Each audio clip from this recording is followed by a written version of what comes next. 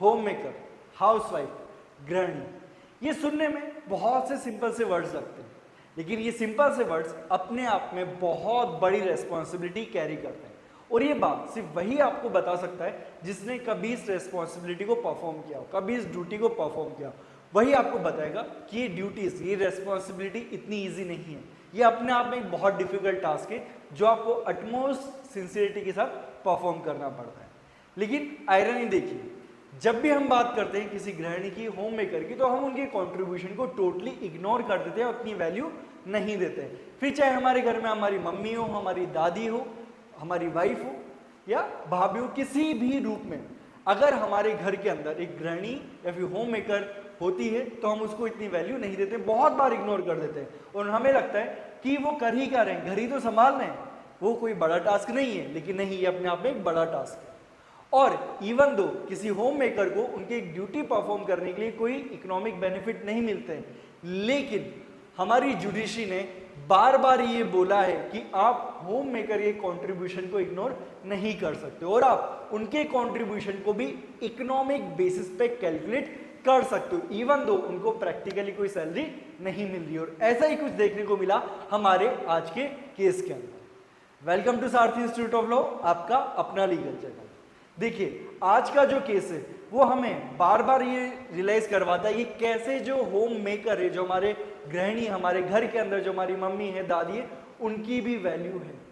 उनकी जो रेस्पॉन्सिबिलिटी वो फ्री में कर रहे हैं, वो सारी जॉब वो फ्री में कर रहे हैं, बट स्टिल आप उनके काम को मनी के अंदर कैलकुलेट कर सकते हो। और ये जो जजमेंट है ये है राजस्थान हाई कोर्ट का जजमेंट।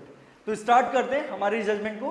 पहले देख लेते हैं हुआ क्या है। बेसिकली क्या हुआ है, राजस्थान हाई कोर्ट ने मोटर व्हीकल एक्ट के अंदर जो एक्सीडेंट के बाद क्लेम मिलता है उसका जो अमाउंट है, क्लेम का अमाउंट बढ़ा दिया ऑलमोस्ट 3,15,000 से, यानी कि जो ओरिजिनल अमाउंट दिया गया था, जो अवार्ड दिया गया था, उसको इन्हांस करके 3,15,000 से बढ़ा दिया। अब हुआ क्या उस केस के अंदर, सबसे पहले हम केस का नाम जानते हैं, एलार्स ऑफ पुरखा सिंह वर्सेस नरेंद्र सिंह, ये जजमेंट का नाम है, राजस्थान हाईकोर्ट का जजमेंट है। बैकग्राउंड हम देख लेते हैं। एक्सीडेंट हुआ था जिसकी वजह से जो विक्टिम है उनकी डेथ हो गई थी। डेथ होने के बाद जो उनकी फैमिली है उन्होंने मोटर एक्सीडेंट क्लेम ट्राइब्यूनल को अप्रोच किया फॉर कंपनसेशन। वहां पे उन्हें कंपनसेशन दिया गया, लेकिन क्या दिया गया, बहुत बहुत हल्का कंपनसेशन दिया गया। और उन्होंने क्या किया, उनकी जो होम मेकर की जो इनकम थी उसको कैलकुलेट किया है 3,000 रुपीज पर मंथ, जो अपने आप में बहुत ही कम अमाउंट है।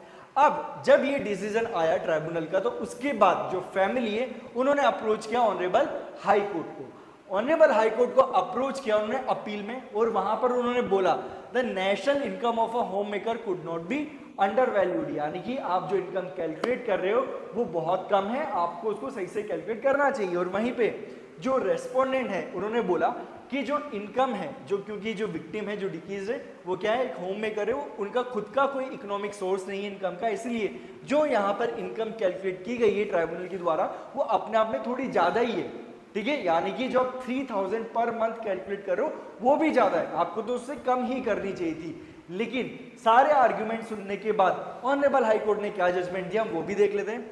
ऑनरेबल हाई कोर्ट ने बोला कि जो हमारा सुप्रीम कोर्ट है, ऑनरेबल सुप्रीम कोर्ट ने बहुत सारे जजमेंट्स के अंदर ये बोला है कि जो होम मेकर है उनका कंट्रीब्यूशन क्या है, सिग्निफिकेंट है एंड इनवैल्यूएबल, आप उसकी वैल्यू नहीं निकाल सकते हो। बट स्टिल कभी भी ऐसी सिचुएशन हो जहां पे हमें जरूरत पड़ रही है कि हम ये देखें कि उनका इकोनॉमिक कंट्रीब्यूशन कितना है, तो वो हम कैलकुलेट कर सकते हैं इजीली। यानी कि जो होम मेकर है उनकी जो ड्यूटीज है, उनकी जो वर्क है, आप उसको टेकन फॉर ग्रांटेड नहीं ले सकते हो, आपको वैल्यू लगानी पड़ेगी, आपको ये समझना पड़ेगा ये कि ये जो काम है ये अपने आप में बहुत जिम्मेदारी का काम है। क्योंकि देखिए, अगर मैं आपको दूसरे तरीके से समझाऊं, जो काम हमारी मम्मी करती है, हमारी दादी ने किया है, हमारे घर में कभी आपकी वाइफ आएगी, वो भी अगर होम मेकर, तो वो जो काम करेगी, अगर आप वही काम करने के लिए किसी प्राइवेट इंडिविजुअल को हायर करते हो तो वो भी तो चार्ज करेगा ना, वो फ्री में तो आके काम करेगा नहीं। तो आप ये कैसे मान सकते हो कि अगर हमारे घर में हमारी मम्मी है तो हम जो भी काम चाहे वो उनसे करवाएं, ठीक है, कभी उनके काम की वैल्यू ना करें। अगर हमारी वाइफ है तो वो जो कुछ भी कर रही है काम घर के अंदर, उसकी कोई वैल्यू ना करें, ऐसा नहीं हो सकता है। हमें उनके कंट्रीब्यूशन को भी ध्यान रखना पड़ेगा। और सुप्रीम कोर्ट के सारे जजमेंट्स रेफर करने के बाद ऑनरेबल हाई कोर्ट ने क्या किया, यहाँ पर जो ट्राइब्यूनल का जो डिसीजन था उसको चेंज करते हुए जो अवार्ड था उसको 3,15,000 से बढ़ा दिया। और यहाँ पे एक देखो, एक अच्छी बात यह है कि ये डिसीजन देने वाली भी एक फीमेल जज ही है। ऑनरेबल जस्टिस नुपुर भाटी ने ये जजमेंट दिया है और फाइनली एक बार फिर से ये स्टैब्लिश किया गया है कि जो हमारे घर पे गृहिणीज हैं, हमारे होम मेकर्स हैं, उनकी भी वैल्यू है और आपको उनके कंट्रीब्यूशन को जरूर कंसीडर करना चाहिए। आप उनके कंट्रीब्यूशन को वैल्यू लेस नहीं समझ सकते। तो फाइनली इस जजमेंट के अंदर कंपनसेशन बढ़ा के दिया गया। तो आपको क्या लगता है, क्या ये डिसीजन बिल्कुल सही है या फिर जो कंपनसेशन ओरिजिनली ट्राइब्यूनल ने दिया था, बहुत ही कम कंपनसेशन, क्या वो सही था? आपको क्या लगता है? आपके विचार हमें कमेंट सेक्शन में जरूर बताइए। आज के लिए इतना ही, अब मिलते हैं एक नए वीडियो में एक नए टॉपिक के साथ। तब तक के लिए गुड बाय।